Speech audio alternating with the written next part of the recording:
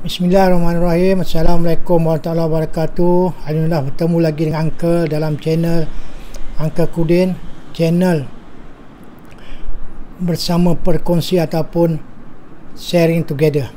Dalam channel ini, video-video kekeluargaan ni bergantung kepada pengalaman-pengalaman usahawan-usahawan kita di Malaysia. Okey, ini channel Uncle.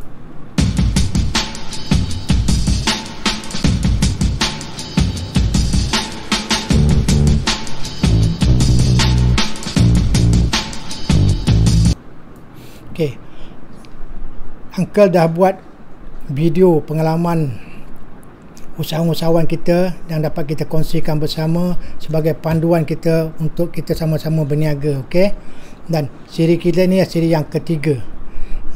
Pertama dulu siri bersama dengan Encik Zehan, di mana beliau telah membentangkan pengalaman beliau menentukan harga produk semasa beliau menjalankan bisnes beliau semua. Dan siapa nak dia punya link untuk tengok video ni, Uncle dia tinggalkan kat bawah ni, boleh buka link tu dan bertengoklah videonya macam mana dia cerita percakapan dengan macam mana perniagaan, kena kenalkan produk, dan juga macam nak akaun, kena 3 akaun, akaun gemuk, akaun kurus dan akaun cacah merbah, dan macam mana kita nak set harga melalui pasaran. Okey, kalau nak detailnya bolehlah subscribe ataupun buka video Uncle kat link kat bawah tu.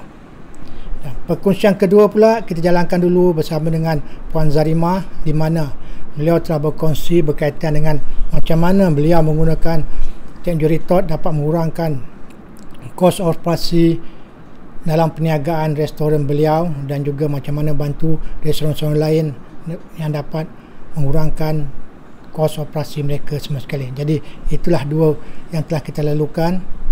Dan yang terbaru ni lah perkongsian daripada Cik Adli, macam mana jenama melalui Blue Ocean. Apa tuan-tuan kena buat walaupun ada jenama, apa puan-puan tuan-tuan dah kena buat selepas tu. Okey, jadi dengan tidak buang masa, aku buka video macam mana persembahan daripada perkongsian Cik Adli. Ingat saya, kita mulakanlah jalan. Boleh jalan? Okay. Cik Adli, kita mulakan Cik Adli, boleh? Okey. Bismillahirrahmanirrahim. Assalamualaikum warahmatullahi wabarakatuh. Alhamdulillah, hari ni kita berjumpa untuk kita punya perbincangan kita kali yang ketiga. Pertama, kedua alhamdulillah dah berlangsung dah, dan kali ketiga ni kita persilakan Cik Ali berkongsi berkaitan dengan pengalaman beliau dalam penjenamaan. Jadi saya persilakan, persilakan Cik Azli untuk bentangkan pengalaman beliau dalam penjenamaan produk beliau dan macam mana perkongsian beliau bersama dengan rakan-rakan beliau selama ni. Okey, dipersilakan Cik Azli. Okey, alhamdulillah. Terima kasih Uncle Kudin. Okey, saya actually nama penuh saya Hishamuddin Adli bin Muhammad lah. And then nama Adli tu diangkat sebagai jenama besar saya, main brand saya lah. Okey, saya dari Mu'ad Adli Sdn Bhd. Pejabat saya di Puchong. Di Puchong? And then, ya, Puchong. Kat sini kat Angkai lah. Ya? Yeah? Dekat Serembangan lah. Tak jauh sangat lah. Oh, ingat kat Kelantan, rupa kat sini je. Saya on off. Okey. Sekejap Kelantan, sekejap KL, macam tu lah, tak tentu. Okey, saya start rebranding ni sejak tahun penghujung 2015. Okay. Penghujung 2015. Kalau dulu nama produk adalah Crocodile, yang saya cipta sendirilah brand tu. Okay. And then bila saya dah berjumpa dengan seorang ni sebagai pembimbing penjenamaan untuk saya. So daripada situ saya mula menggunakan Adli sebagai jenama utama saya. Dan saya, lupa nak beritahu, saya dalam bidang pembuatan kek dan pastry. Saya bekas pelajar Fakulti Penerusan Hotel dan Pelancongan dari UiTM Shah Alam Selangor lah. Okay. Saya memang ada pengalaman dan berlatar belakangkan bidang masakan.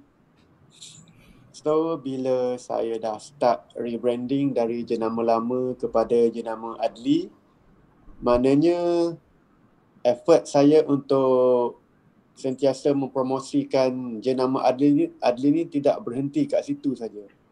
Maknanya saya sentiasa meneruskan effort ni walau dalam keadaan orang kata pelbagai cara. Kita boleh berkreatif dengan pelbagai cara untuk kita mempromosikan dan sentiasa buat branding awareness pada kita punya produk, kita punya brand. Tidak semestinya kita tertumpu hanya kepada menggunakan saluran yang kita tahulah macam billboard, televisyen, radio ataupun FB Ads memerlukan perbelanjaan yang sangat besar. So sebagai usahawan yang masih orang kata masih baby lagi macam saya ni, kewangan syarikat pun belum mengizinkan untuk saya menggunakan platform macam billboard ke TV ke. So kita sebagai business owner, brand owner, kita ada satu tanggungjawab sebenarnya untuk membuatkan brand kita itu orang kata sentiasa dirasai kehadiran dia dalam pasaran. So kita kena buat something untuk orang tahu, orang rasa, orang perasan akan kehadiran brand kita walaupun kita masih belum menggunakan saluran-saluran yang seperti brand-brand besar yang selalu gunakan lah. So macam saya,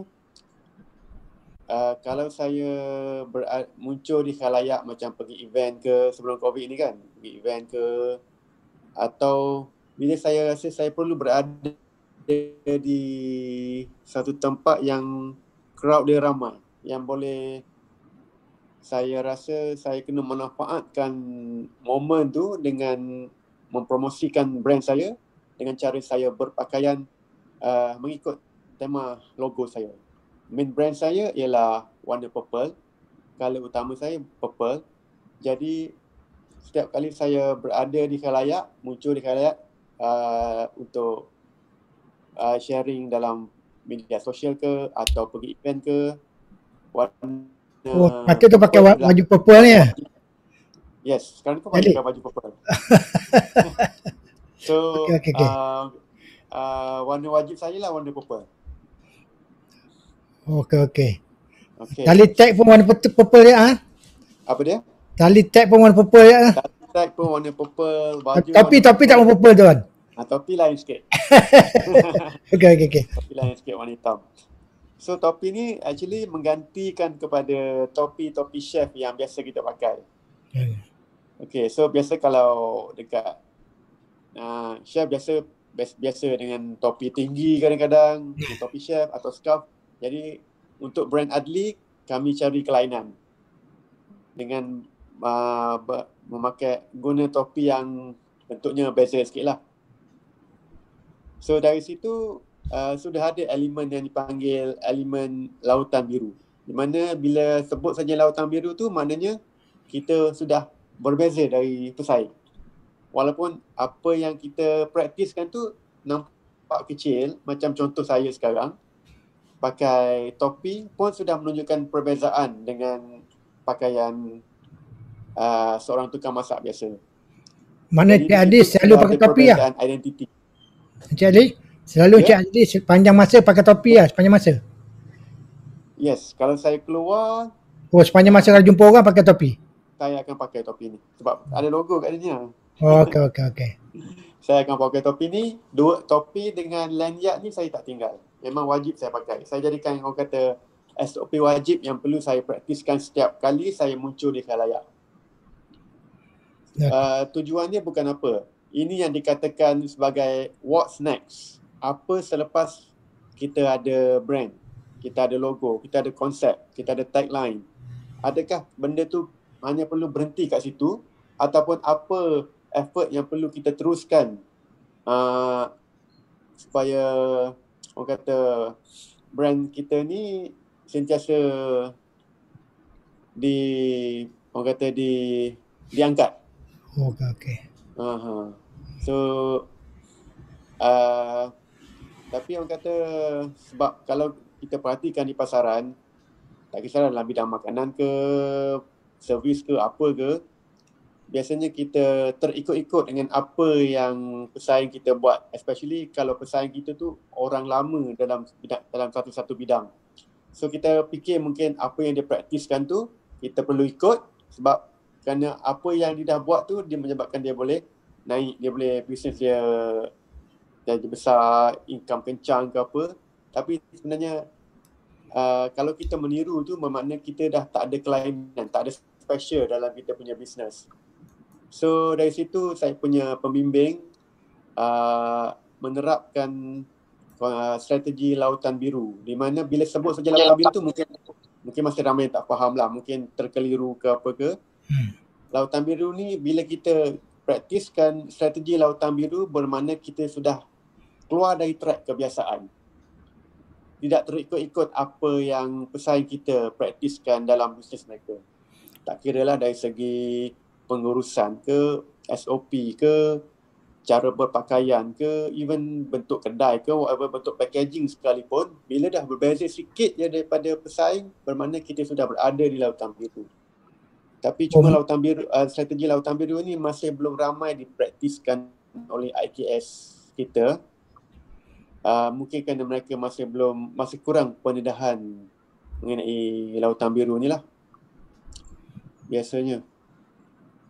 Tapi untuk mengambil masa untuk saya memahami strategi lautan biru ni pun sebenarnya mengambil masa.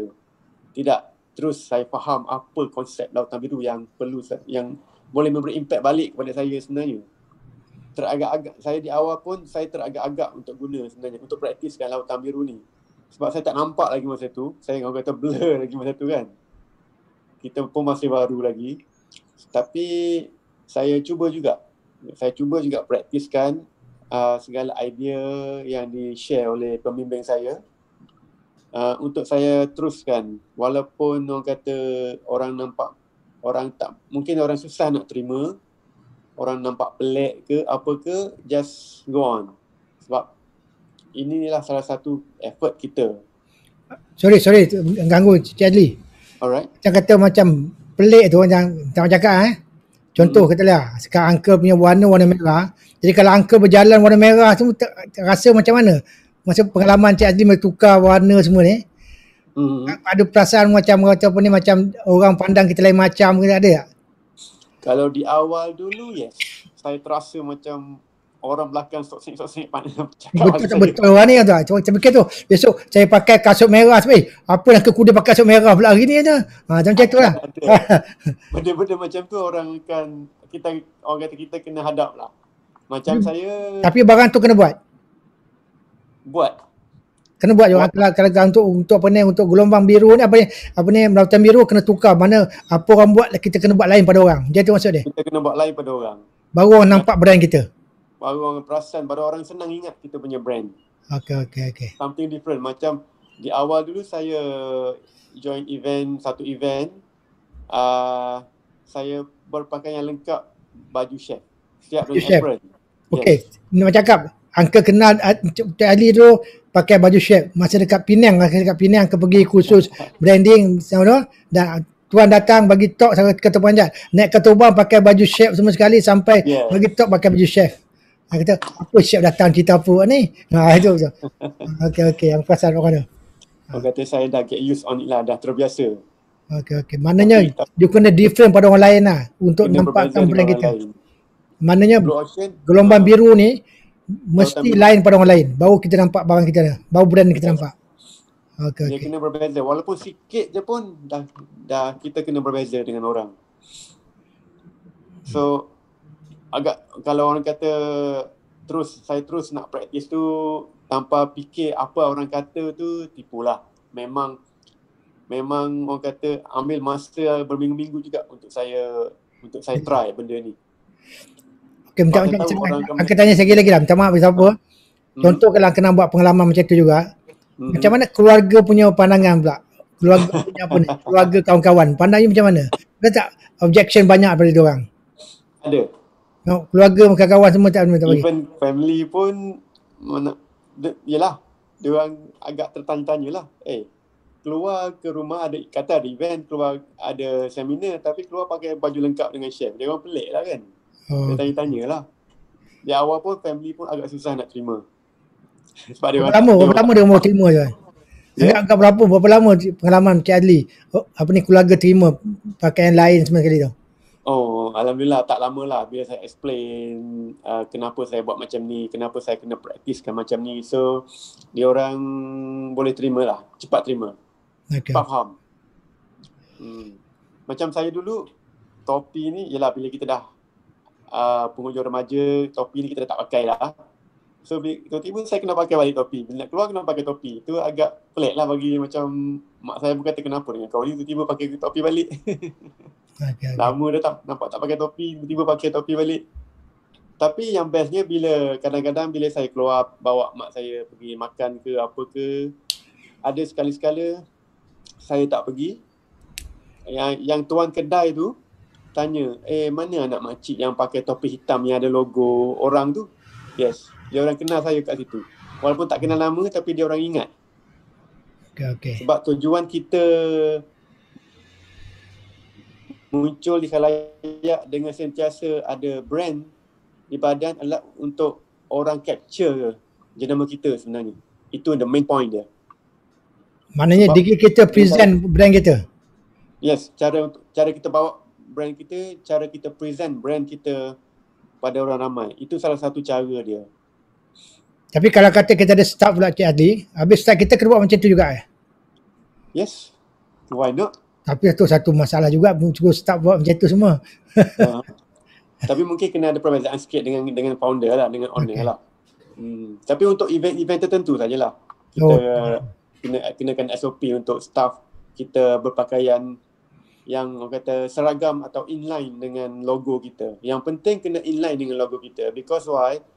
Kalau kita selalu perhatikan dalam TV, kalau ada munculnya iklan-iklan yang berjenama besar, Milo ke, Nivea Cream ke, apa saja, kita perasan kan, model-model dia orang mesti berpakaian yang warnanya ikut warna logo satu brand.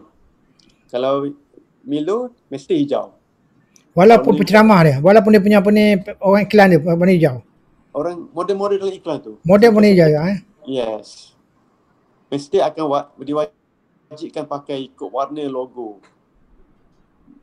Tapi itulah, kalau kita perhatikan kalau ada IKS yang sekejap yang dapat peluang muncul di TV mempromosikan produk mereka, saya tengok sangat jarang mereka mengangkat brand mereka masa muncul di khalayak TV.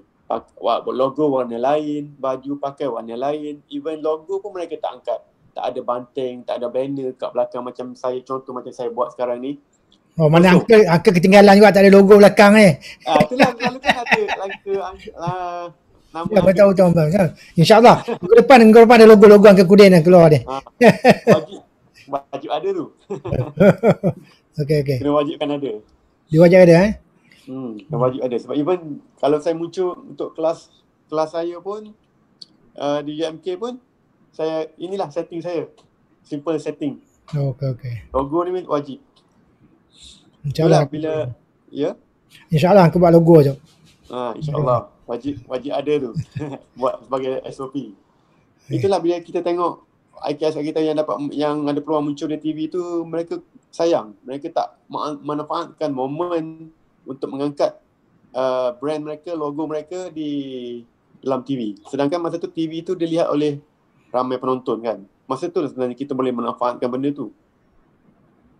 At least kita kalau tak ada logo, tak bawa logo, kita pakai baju yang seragam dengan warna logo. Yes. Orang kata saya walaupun pergi sembahyang pun, saya elemen branding tu saya bawa. Cuma tak ada tulisan perkataan, tak ada lah. Saya pakai baju warna purple. Contoh dia? Saya pakai baju Melayu, baju jubah warna purple dengan songkok warna hitam. Oh, songkok. Yes. Even sejadah pun warna purple. Okay. Saya tak boleh lari dah, memang saya bawa. So, orang kata saya lari dengan tajuk ni, what's next selepas ada brand kan. Maknanya benda-benda macam tu lah. Benda-benda simple benda macam tu pun kita dah kena praktis sebenarnya. Supaya kita tak rasa ketinggalan. Kita tak buat pelanggan ketinggalan untuk kenal kita punya brand. Yang lebih penting sebenarnya, apa langkah seterusnya yang perlu kita praktiskan selalu. So kita kena pandai berkreativiti lah sebenarnya dalam branding, supaya tidak terlalu rigid dan tidak terlalu statik dengan apa yang biasa pesaing luar buat. Contoh dia kreativiti macam mana tuan? Ya, Contoh dia kreativiti macam mana tu? kreativiti macam mungkin kalau kita nak launch produk baru ke sebagai contoh, kita buat teaser. Kita mungkin contoh kita ambil seorang student ke, biarkan dia pakaikan dia dengan pakaian yang ada elemen brand kita, berdiri kat kawasan yang ramai orang dengan pegang brand kita. Bila orang lalu orang tengok. Benda ni pernah dipraktiskan oleh satu brand dari utara, dari Kedah, yes, produk Brownies. Produk apa? Produk, nama brand dia Brownies, Brownies. Dia buat produk Brownies, tapi brand dia Brownies, dia buang W. Jadi Brownies. So dia nak launching satu produk atau nak produk baru, dia buat gimmick macam tu. Ini sebagai contoh lah. Dia pakaikan seorang staff dia dengan pakaian ikut logo dia, hitam dan putih, berdiri di tengah-tengah taman dalam bulan Ramadan masa tu, dekat taman berdekatan dengan Bazar Ramadan. Dia buat teaser benda macam tu selama seminggu. Dari situ orang tertanya-tanya. Dia bawa brand teaser. Ya? Dia pakai apa teaser? Dia buat teaser. Acah-acah lah. Acah-acah. Buat something macam supaya orang tertanya-tanya apa benda ni. Tapi dia pegang brand lah. Bila dah pegang brand. Dia tak jual produk? Belum lagi. Dia tak jual produk. Dia tak menjual langsung. Oh, bukannya dia buka gerai tu pegang barang dia? No. Dia buat teaser ni, dia berdiri di satu tempat dengan kostum. Dia pegang brand. Orang lalu lalang, orang ambil gambar, orang apa semua, orang bergambar dengan dia punya budak tu. So dari situ brand dia berjalan. Itu salah satu cara untuk kita buat branding awareness sebenarnya. Dengan orang kata dengan kaedah low cost. Tidak menggunakan saluran-saluran yang orang kata yang tinggi bajet dia lah. So daripada situ dia dah create demand untuk orang tahu siapa dia. Bisnes dia sekarang kencang tuan. Alhamdulillah. Ejen beribu. Tapi benda macam ni kita kena bear in our mind lah. Untuk orang kenal ni, ia mengambil masa yang lama lah. Bergantung pada cara effort kita. Nak memperkenalkan brand ni pada dunia luar, kepada pelanggan di luar, bukan satu effort yang mudah, bukan satu effort yang ada jalan pintas. Orang kata perlukan effort yang berterusan, and then tak boleh berhenti lah. Orang kata benda yang tak ada effort branding awareness ni tak ada titik noktah bagi saya. Selagi bisnes kita ada, selagi bisnes kita wujud, kita tak boleh berhenti dari branding awareness. Sebab contoh macam Coca-Cola sendiri pun dah beratus tahun di pasaran, mereka sentiasa tidak berhenti dari buat branding awareness. Sebab mereka, walaupun besar mana pun brand tu, mereka tetap tidak terkecuali dari hilang dari pasaran kalau mereka senyap. Kalau mereka tak buat apa-apa. Tapi biasanya orang kita mungkin masih ramai belum nampak atau belum faham lah apa yang dimaksudkan dengan elemen penjenamaan. Mungkin kita nampak elemen penjenamaan ni ataupun branding awareness ni sekadar buat promosi di TV, billboard, surat khabar, FB ad dan semua kan. Sebenarnya elemen penjenamaan ni atau branding awareness ni sebenarnya banyak cara. Macam contoh kita buat penajaan, kita bagi gift pada pelanggan, kita buat CSR, itu sebenarnya part of elemen branding awareness. Sebab bila kita bawa brand kita untuk kita melakukan sesuatu, orang akan kenal kita kan. Contoh kalau kita buat CSR, memanglah tak ada elemen berniaga dalam tu, tapi kita bawa nama brand kita, dari situ orang akan kenal. Sebab kalau kita buat sesuatu yang boleh beli emosi orang, boleh beli jiwa orang akan lagi cepat ingat kita. Tapi untuk benda-benda macam tu kita kena orang kata kena pandai lah, kena mahir dalam pengurusan keuangan. Sebab bajet untuk branding awareness ni,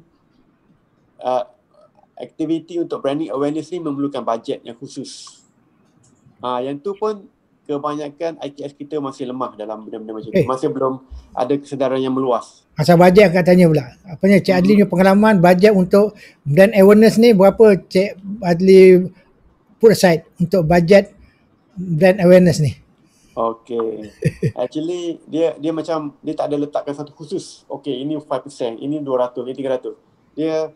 Dia actually bajet yang berkaitan dengan effort kita untuk buat branding awareness ni sebenarnya dah ada dalam kita punya harga produk kita sebenarnya. Macam mana? Macam mana kata ada dalam harga produk? Ada dalam harga dasar produk. Okey, macam mana? Okey. Dia panggil advertising and promotional budget, ANP. Maksudnya di sini kata dalam produk kita ni kita masukkan percentage untuk kita khaskan kepada aktiviti ANP tadilah. Oh, dah masuk dalam tu lah. Dah masuk dalam. Di maknanya ANP budget ni dibayar oleh pelanggan sebenarnya. Okey. So tanpa sedar lah. Tapi bukanlah benda itu salah. Benda itu memang permainan dunia korporat sebenarnya. So sama ada contohlah kata macam produk saya ni. Contoh 5% dalam harga dasar ni, harga kos sebelum bukan harga end user harga dasar, harga kos dululah. Harga keluar. Adalah 5%. So untuk aktiviti apa-apa aktiviti yang berkaitan dengan branding awareness ni kita ambil daripada situ. So kita tak usik 1 sen pun duit untung kita. Itu yang sebenarnya yang dunia korporat praktiskan sejak dulu lagi sebenarnya. Tapi sangat jarang dipraktiskan oleh IKS kita. So that's why lah brand-brand besar, Nestle ke, Coca-Cola ke, McD ke, apa whatever, dia orang selalu boleh buat something yang berkaitan dengan branding awareness ni secara besar-besaran sebab ANP budget dia orang sangat besar. Kalau kita masih kecil kita buat ikut kemampuan kita lah. Tapi sebenarnya ANP budget tu dah wajib ada. Bila kita start je berniaga. Even kita masih berniaga tepi jalan sekalipun, kecil je, kita berniaga air jus mangga lah sebagai contoh. Sepatutnya ANP budget tu dah kena ada. Untuk kita buat promosi. Tapi benda-benda macam ni IKS kita masih belum ramai didedahkan sangat lagi lah. Okey, aku nak tanya pengalaman Cik Ali pasal Uncle pasal brand awareness. Uncle jangan betul-betul cakap Uncle tak pernah buat, tak kerti nak buat lah. Okey, katalah Uncle nak start brand awareness. Apa langkah pertama kena buat dulu? Langkah pertama, mungkin boleh start melalui social media. FB semua tu lah. FB semua, FB, IG apa semua tu kita tukar just, semua. Ada dia punya method dia just expose kita punya brand. Expose kita punya brand. Kita punya profile, kita punya gambar semua biar ada elemen. Itu semua orang buat je Cik Adli.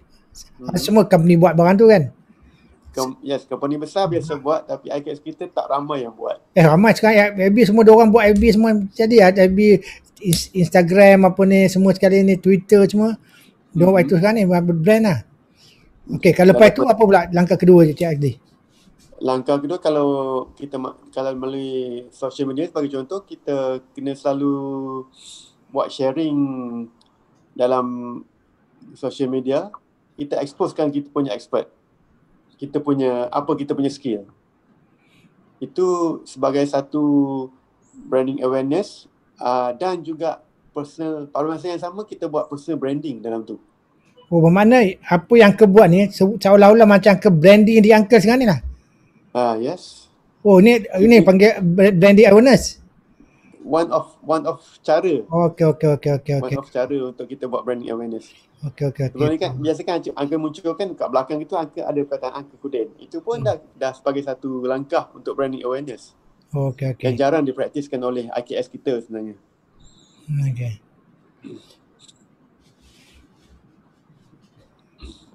So itulah dalam bajet pun, dalam nak menentukan pricing pun sebenarnya A&P bajet tu salah satu benda yang wajib ada sebenarnya. Okey. Kalau kita perasan macam Milo selalu bagi free gift ataupun isi padu dia lebih 1 kg, 2 kg kan. Itu semua bajet tu daripada A&P bajet tu. Yang dibayar oleh kita pelanggan masa membeli produk tu sebenarnya. So pelanggan yang bayar sebenarnya. Cuma yang dapat tu mereka yang terpilih je lah.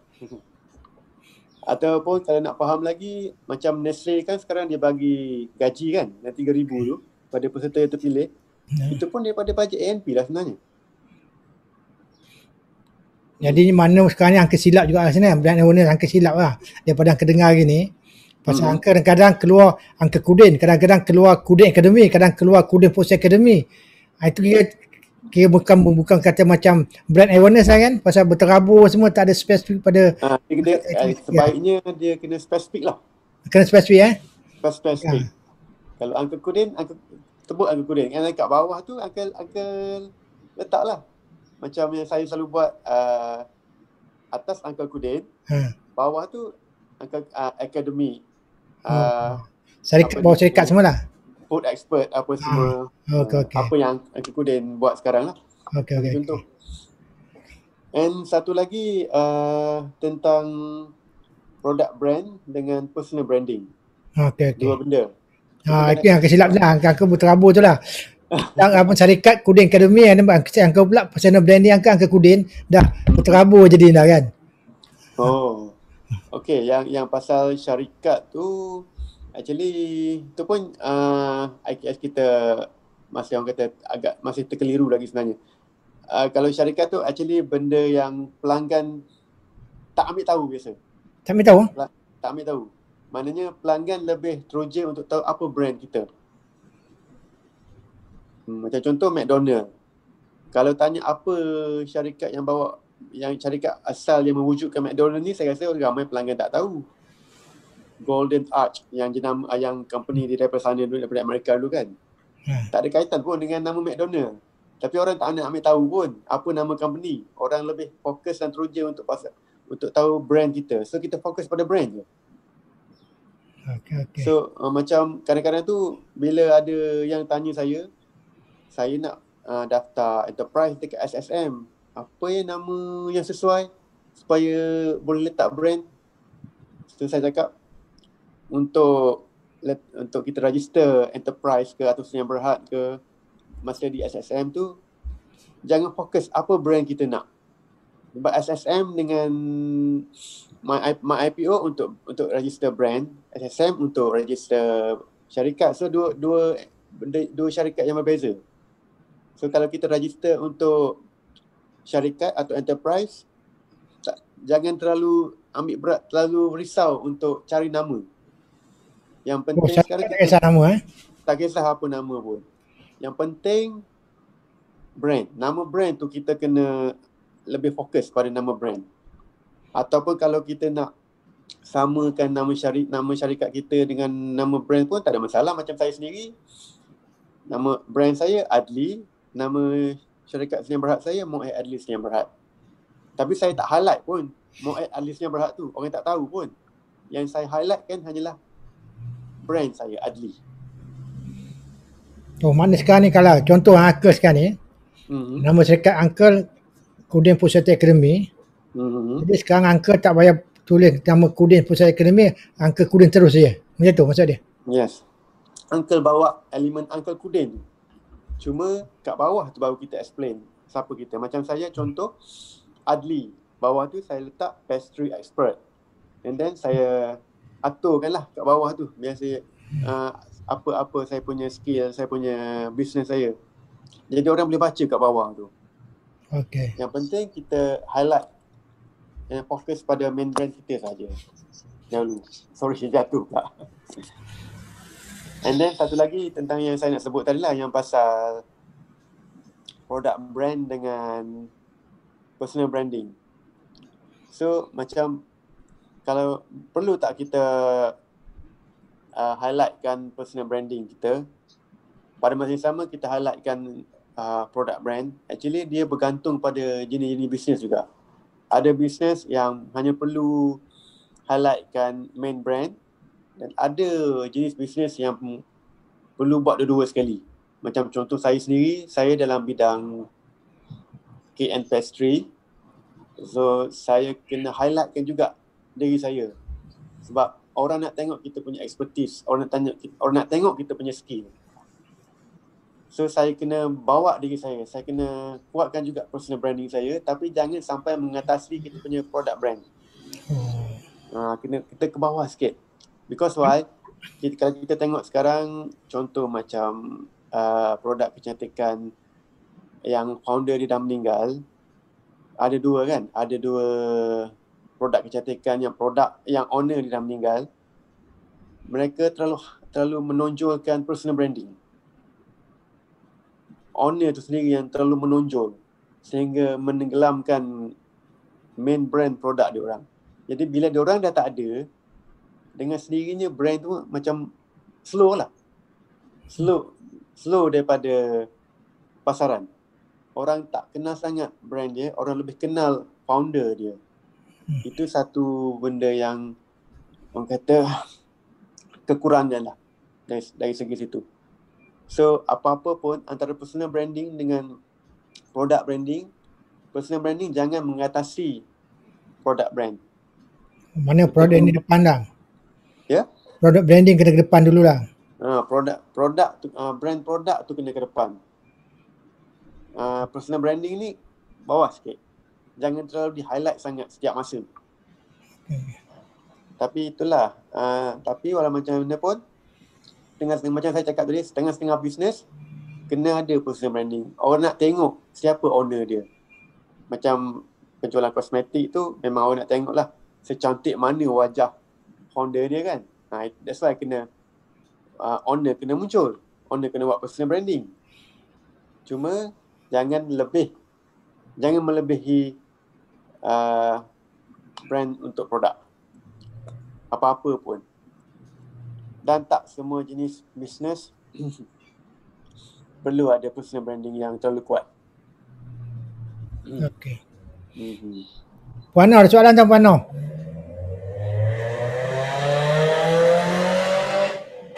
Puan Noh, tak dengar Puan Noh? Tak dengar? Dengar tak? Tak dengar? Angka tak dengar? Puan Noh, tak dengar Puan Noh? Slow betul, tak dengar. Tak pasang speaker kot. Puan Noh, tak dengar Puan Noh?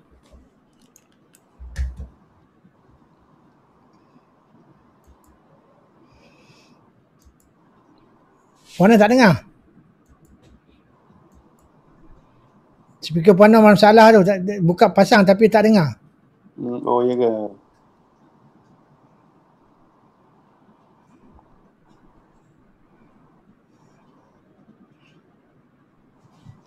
Tak dengar tak apa lah. Puan Rahimah ada soalan tak? Puan Rahimah? Gambar tak ada. Okey, sekarang ni cerita pasal branding juga tadi kan. Sekarang branding kita produk kena didahului pada brand kita, okey? Personal branding lah. Okey. Sekarang ni Uncle sekarang tengah promote, bukan Uncle lah kan. Cara Uncle sekarang hampa ke buat bukan silap lah. Uncle saya promote Uncle Kudin semua. Jadi sekolah Uncle ni macam punya kursus semua ni sekarang dah ketinggalan. Kira salah lah ni. Macam mana maksud tu? Saya tak faham. Okey, sekarang ni Uncle jalankan kursus kan. Okay. Uncle promote personal branding Uncle Kudin. Dan kursus Uncle ni Uncle tak promote ke mana saja? Macam mana? Macam Uncle sendiri memang kena buat personal branding. Uncle kena kuatkan juga, kena fokus juga personal branding. Sebab orang nak tengok siapa tenaga pengajar dia. Orang nak kenal siapa tenaga pengajar dia. Orang nak tahu skill dia macam mana. Level pengetahuan dia tu macam mana. Orang nak tahu juga. Okey, maknanya Uncle punya penceramah tu kena promote dan seorang-seorang lah. Tak, Uncle promote diri Uncle je. Uncle ada penceramah lain. Ada 5 penceramah lagi. Oh, I see. Okay, jadi Uncle kena promote yang penceramah tu atau brand dia orang lah. Maksudnya personal brand dia orang kena bawa dah. Oh, maknanya dia orang sebagai penceramah bawah Uncle Kudin. Bawah Kudin Academy jugalah. Bawah Kudin Academy tapi dengan brand sendiri. Brand Uncle juga dia gunakan Kudin Academy, tapi dia penceramah lah. Jadi kena bawa dia orang juga sebagai satu brand untuk dia orang lah. Pasal dia macam satu produk untuk Uncle juga. Tak ada, sekarang ni yang kena fokus. Yang Uncle kena fokus sekarang ni Uncle Kudin. Okey. Uncle lebih fokus pada Uncle Kudin. Okey. Tapi untuk orang untuk kita nak bagi tahu yang Kudin Academy ni ada penceramah-penceramah dalam bidang khusus yang mereka ni, itu kita boleh elaborate, kita boleh describe dalam kita punya brand storytelling. Storytelling. Okay. Brand storytelling. Okey, kau ingat. Kita kena buat kat situ. Kita bawa kepuasan lah storytelling. Okey. Brand storytelling. Kat situ membuatkan yang boleh kita buat untuk orang tahu. Di Kudin Academy ni ada apa, penceramah dia expert dalam bidang apa-apa, sekian macam tu. Okey. Penceritaan tu. Ceritaan. Okey. Itulah. Luas bidang band-ring ni kan. Oh, bidang band-ring ni memang kalau nak bercerita memang banyak lah. Memang kalau orang kata 2 hari tu macam yang aku pernah join 2 hari tu pun banyak lagi benda lain nak kena explore. Dia memang orang kata unlimited lah dia punya ni. Dia punya kreativiti, dia punya pengetahuan itu memang luas lah. Dia tidak terhad pada satu benda je. Okey, cadangan Cik Adli pada usahawan-usahawan kita. Apa? Assalamualaikum. Jadi itulah sedikit pembincangan, perkongsian daripada Encik Adli berkaitan dengan pengalaman beliau, jenama beliau, menaikkan jenama beliau melalui Blue Ocean. Okey, seperti yang aku beritahu tadi, video ni Uncle buat secara spontan seperti live juga, di mana Uncle tak diedit, tak ada apa semua.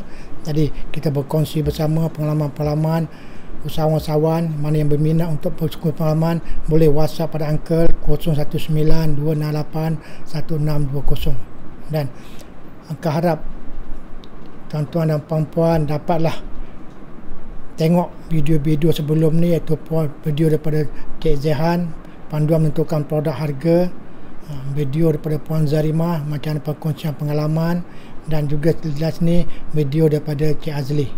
Okey, dan kemungkinan kita akan datangkan lagi video yang keempat pada setiap hari Sabtu. Kita akan jalankan Zoom meeting macam ni. Siapa nak join Zoom meeting tu, Uncle akan bagi dia punya link setiap pagi Sabtu.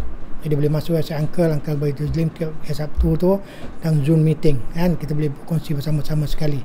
Dan Uncle harap tuan-tuan dan puan-puan dapatlah sikit ilmu melalui pengalaman-pengalaman ini. Uncle nak kongsi lebih banyak pengalaman daripada tuan-tuan dan puan-puan, dan Uncle open dan Uncle alu-alukan tuan-tuan dan puan-puan, usahawan-usahawan di luar sana, siapa yang minat nak berkongsi pengalaman ilmu beliau dengan usahawan-usahawan yang lain di luar sana, insya-Allah Uncle perkenalkan ni. Pasal apa? Channel Kudin ini dicipta untuk BB, iaitu bersama berkongsi ataupun sharing together. Kita nak kongsi ilmu-ilmu, dapat menentangkan.